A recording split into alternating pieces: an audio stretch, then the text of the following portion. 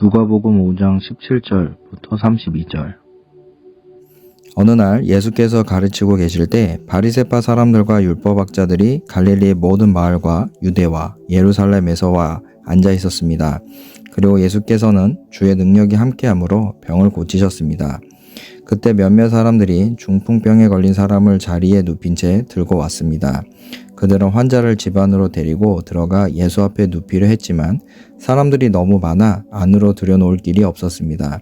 그들은 지붕으로 올라가 기와를 벗겨내고 그를 자리에 눕힌 채 사람들 한가운데로 달아내려 예수 바로 앞에 놓았습니다. 예수께서는 그들의 믿음을 보고 이 사람아, 내가 죄를 용서받았다 라고 말씀하셨습니다.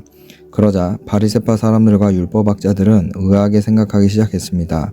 이 사람이 대체 누구인데 하나님을 모독하는가? 하나님 한 분 외에 누가 죄를 용서할 수 있단 말인가? 예수께서는 그들의 생각을 다 알고 말씀하셨습니다. 너희는 왜 그런 생각을 마음에 품느냐? 내가 죄를 용서받았다 하는 말과 일어나 걸어라 하는 말 중 어느 것이 더 쉽겠느냐? 너희들이 인자가 땅에서 죄를 용서하는 권세를 가지고 있음을 알아야 한다. 예수께서 중풍 환자에게 말씀하셨습니다. 내가 내게 말한다. 일어나 내 침상을 가지고 집으로 가거라. 그러자 곧 그는 사람들 앞에서 일어나 자기가 누웠던 침상을 들고 하나님을 찬양하며 자기 집으로 돌아갔습니다. 사람들은 모두 놀라며 하나님을 찬양했고 두려움으로 가득 차 말했습니다. 오늘 우리가 놀라운 일을 보았다. 이 일 후에 예수께서는 밖으로 나가 레위라는 세리가 세관에 앉아 있는 것을 보고 말씀하셨습니다. 나를 따라라. 그러자 레위는 그 자리에서 벌떡 일어나 모든 것을 버려두고 예수를 따랐습니다. 레위는 예수를 위해 자기 집에서 큰 잔치를 열었습니다. 많은 세리들과 다른 사람들이 그들과 함께 음식을 먹고 있었습니다. 그러자 바리새파 사람들과 그들의 율법학자들이 예수의 제자들을 비방했습니다. 당신들은 어째서 세리들과 죄인들과 함께 어울려 먹고 마시는 거요? 예수께서 그들에게 대답하셨습니다. 건강한 사람에게는 의사가 필요 없고 병든 사람에게만 의사가 필요하다. 나는 의인을 부르러 온 것이 아니라 죄인을 불러 회개시키러 왔다. 마태복음 9장 1절부터 13절. 예수께서 배를 타고 호수를 건너 자기 마을로 돌아오셨습니다. 사람들이 중풍 환자 한 사람을 자리에 눕힌 채 예수께 데려왔습니다. 예수께서는 그들의 믿음을 보시고 중풍 환자에게 말씀하셨습니다. 얘야, 안심하여라. 내 죄가 용서받았다. 이것을 보고 몇몇 율법학자들이 속으로 말했습니다. 저 사람이 하나님을 모독하고 있구나. 예수께서 그 생각을 알고 말씀하셨습니다. 왜 그런 악한 생각을 품고 있느냐? 내 죄가 용서받았다 하는 말과 일어나 걸어가라 하는 말 중에 어느 말이 더 쉽겠느냐? 그러나 인자가 땅에서 죄를 용서하는 권세를 가지고 있음을 너에게 알려주겠다. 그리고 예수께서 중풍 환자에게 말씀하셨습니다. 일어나 내 자리를 들고 집으로 가거라. 그러자 그 사람은 일어나 집으로 돌아갔습니다. 이를 보고 무리는 두려워하며 이런 권능을 사람에게 주신 하나님께 영광을 돌렸습니다. 예수께서 그곳을 떠나 길을 가시다가 마태라는 사람이 세관에 앉아 있는 것을 보셨습니다. 예수께서는 마태에게 나를 따라라 하고 말씀하셨습니다. 그러자 마태가 일어나 예수를 따랐습니다. 예수께서 집에서 저녁을 잡수실 때에 많은 세리들과 죄인들도 와서 예수와 그 제자들과 함께 음식을 먹었습니다. 이것을 본 바리새파 사람들이 예수의 제자들에게 물었습니다. 어째서 너희 선생님은 세리들과 죄인들과 함께 어울려 먹느냐? 이 말을 듣고 예수께서 말씀하셨습니다. 건강한 사람에게는 의사가 필요하지 않으나 병든 사람에게는 의사가 필요하다. 너희는 가서 내가 원하는 것은 제사가 아니라 자비다 하신 말씀이 무슨 뜻인지 배워라. 나는 의인을 부르러 온 것이 아니라 죄인을 부르러 왔다.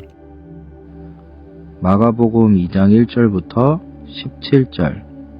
며칠 후 예수께서 가버나움으로 다시 들어가시자 예수께서 집에 계신다는 소문이 퍼졌습니다.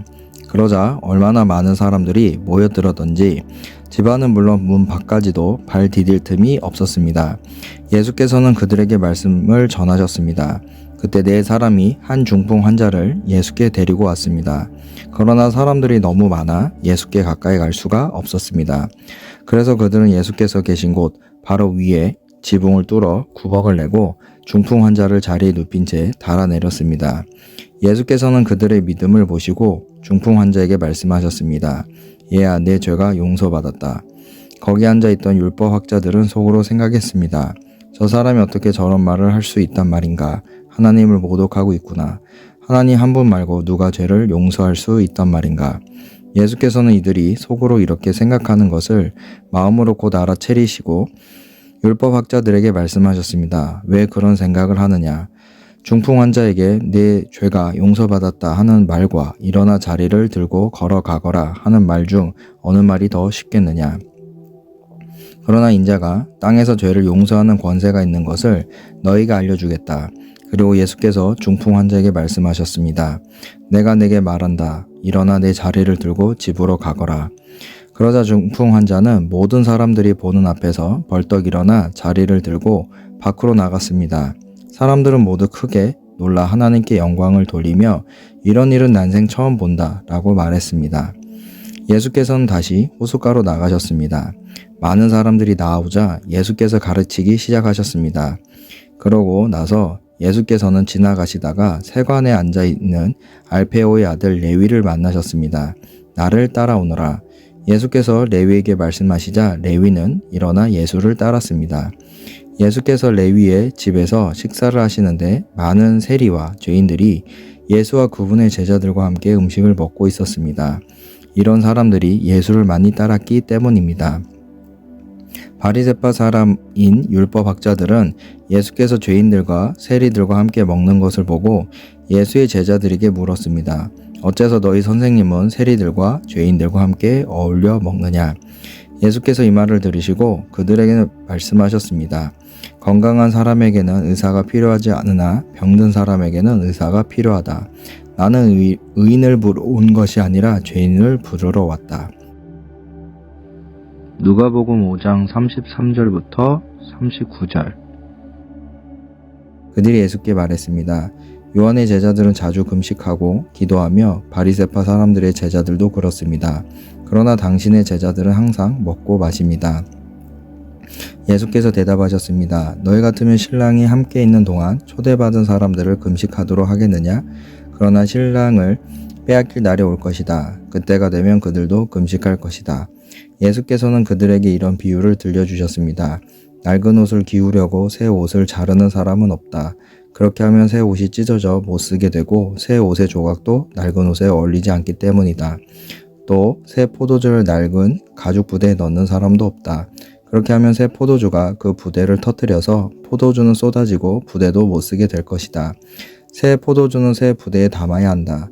묵은 포도주를 마시고 나서 새 포도주를 원하는 사람은 없다. 묵은 것이 좋다고 여기기 때문이다. 마태복음 9장 14절부터 17절. 그때 요한의 제자들이 예수께 와서 물었습니다. 우리와 바리새파 사람들은 금식을 하는데 왜 당신의 제자들은 금식하지 않습니까? 예수께서 대답하셨습니다. 신랑이 함께 있는데 어떻게 결혼잔치에 초대받은 사람들이 슬퍼할 수 있겠느냐? 그러나 신랑을 빼앗길 날이 올 것이다. 그때는 그들도 금식할 것이다. 낡은 옷에 새로운 천 조각을 대고 깁는 사람은 없다. 그렇게 하면 새로운 천 조각이 낡은 옷을 잡아당겨 더 찢어지게 된다. 새 포도주를 낡은 가죽 부대에 담는 사람도 없다. 그렇게 하면 부대가 터져 포도주가 쏟아지고 부대도 못 쓰게 된다. 그러니 새 포도주는 새 부대에 담아야 둘 다 보존된다. 마가복음 2장 18절부터 22절. 요한의 제자들과 바리새파 사람들이 금식하고 있었습니다. 몇몇 사람들이 와서 예수께 물었습니다. 요한의 제자들과 바리새파 사람이 제자들은 금식을 하는데 왜 당신의 제자들은 금식하지 않습니까? 예수께서 대답하셨습니다. 신랑이 함께 있는데 어떻게 결혼잔치에 초대받은 사람들이 금식을 할 수 있겠느냐? 신랑이 자기들과 함께 있는 한 금식할 수 없다. 그러나 신랑을 빼앗길 날이 올 텐데 그날에는 그들이 금식할 것이다. 낡은 옷에 새 천 조각을 대고 깁는 사람은 없다. 그렇게 하면 새 천 조각이 낡은 옷을 잡아당겨 더 찢어지게 된다. 또한 새 포도주를 낡은 가죽 부대에 담는 사람도 없다. 그렇게 하면 포도주가 부대를 터뜨려 포도주와 부대 모두를 버리기 되기 때문이다. 새 포도주는 새 부대에 담아야 하는 법이다. 요한복음 5장. 그 후에 예수께서는 유대 사람이 절기가 돼 예루살렘으로 올라가셨습니다. 예루살렘의 양의 문 근처에는 히브리 말로 베데스다라고 하는 못이 있는데 그 못 주위는 5개의 기둥이 있었습니다. 여기에는 눈먼 사람들, 자리 저는 사람들, 중풍 환자들 등 많은 장애들이 누워있곤 했습니다. 그들은 물이 움직이기를 기다리고 있었습니다. 주의 천사가 가끔 내려와 물을 휘저어 놓았는데 물이 움직일 때 맨 먼저 못에 들어가는 사람은 무슨 병에 걸렸든지 다 나았습니다. 거기에 38년 동안 병을 앓고 있던 사람이 있었습니다. 예수께서 그가 거기 누워있는 것을 보시고 또 그가 이미 오랫동안 알아온 것을 아시고 물으셨습니다. 내 병이 낫기를 원하느냐? 환자가 대답했습니다. 선생님, 물이 움직일 때 못에 들어가도록 나를 도와주는 사람이 없습니다. 내가 가는 동안 다른 사람들이 나보다 먼저 물속에 들어갑니다. 그러자 예수께서 그에게 말씀하셨습니다. 일어나 내 자리를 들고 걸어가거라. 그러자 그가 곧 나아서 자리를 들고 걸어갔습니다. 그날은 안식일이었습니다. 그래서 유대 사람들은 병이 나은 사람에게 말했습니다. 오늘은 안식일이니 자리를 들고 가는 것은 옳지 않소. 그러나 그가 대답했습니다. 내 병을 고치신 분이 내게 자리를 들고 걸어가거라 라고 하셨소. 그러자 유대 사람들이 그에게 물었습니다. 당신에게 자리를 들고 걸어가라고 말한 사람이 대체 누구요? 병이 나은 사람은 그분이 누구인지 알 수 없었습니다. 그곳에는 많은 사람들이 있었고 예수께서는 이미 떠나셨기 때문입니다. 나중에 예수께서 성전에서 이 사람을 만나 말씀하셨습니다. 보아라, 내가 다 나았구나. 더 심한 병이 내게 생기지 않도록 이제 다시는 죄를 짓지 마라. 그 사람은 유대 사람들에게 가서 자기 병을 고치신 분이 예수라고 말했습니다. 예수께서 안식일에 이런 일을 행하셨기 때문에 유대 사람들은 예수를 핍박했습니다. 예수께서 그들에게 말씀하셨습니다. 내 아버지께서 지금까지 일하고 계시니 나도 일한다. 유대 사람들은 이 말 때문에 더욱더 예수를 죽이려고 애썼습니다. 예수께서 안식일을 어길 뿐만 아니라 하나님을 자기 아버지라 부르며 자기를 하나님과 동등하게 여기셨기 때문입니다. 예수께서 그들에게 이렇게 대답하셨습니다. 내가 진실로 진실로 너에게 말한다. 아들 혼자서는 아무것도 할 수 없고 아들은 아버지께서 하시는 것을 보는 대로 따라할 뿐이다. 아들은 무엇이든지 아버지께서 하시는 일을 그대로 한다. 아버지께서는 아들을 사랑하셔서 하시는 일들을 모두 아들에게 보여주신다. 또한 이보다 더 큰 일들을 아들에게 보여주셔서 너희를 놀라게 하실 것이다. 아버지께서 죽은 사람을 일으켜 생명을 주시는 것 같이 아들도 자기가 원하는 사람들에게 생명을 준다. 아버지께서는 아무도 심판하지 않으시고 아들에게 모든 심판을 맡기셨다. 이는 모든 사람이 아버지를 공경하는 것 같이 아들도 공경하게 하려는 것이다. 아들을 공경하지 않는 사람은 그를 보내신 아버지도 공경하지 않는다. 내가 진실로 진실로 너희에게 말한다. 누구든지 내 말을 듣고 나를 보내신 분을 믿는 사람은 영생이 있고 심판을 받지 않는다. 그는 죽음에서 생명으로 옮겨졌다. 내가 진실로 진실로 너희에게 말한다. 죽은 사람들이 하나님의 아들의 음성을 들을 때가 오는데 지금이 바로 그때다. 그 음성을 듣는 사람들은 살 것이다. 아버지께서는 자기 안에 생명이 있는 것 같이 아들에게도 생명을 주셔서 아들 안에 생명이 있게 하셨다. 또 아버지께서는 아들에게 심판할 수 있는 권한을 맡기셨는데 이는 아들이 인자이기 때문이다. 이것에 놀라지 말라. 무덤 속에 있는 모든 사람들이 아들의 음성을 들을 때가 온다. 선한 일을 행한 사람들은 부활에 생명을 얻고 악한 일을 행한 사람들은 부활에 심판을 받을 것이다.